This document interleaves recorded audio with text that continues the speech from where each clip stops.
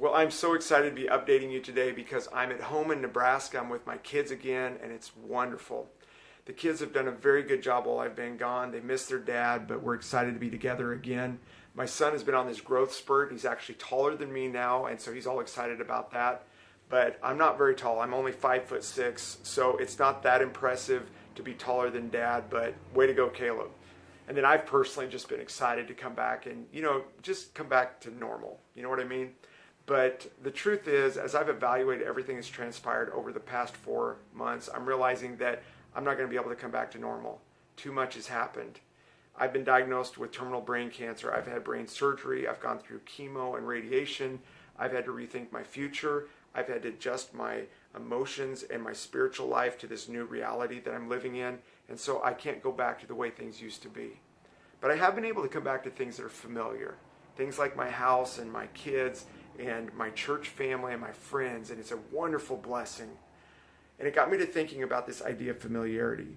I've had something that's been familiar through this entire process that sustained me. And that familiarity has really come through my relationship with Jesus Christ. He's been steadfast. He's given me hope and peace and joy through all of this. I want to share with you a promise from James chapter 4, verse 8 that's been an encouragement to me. This passage says that if we draw near to God, He is faithful to draw near to us. And I'm convinced that trials help remove the roadblocks that keep us from drawing near to God.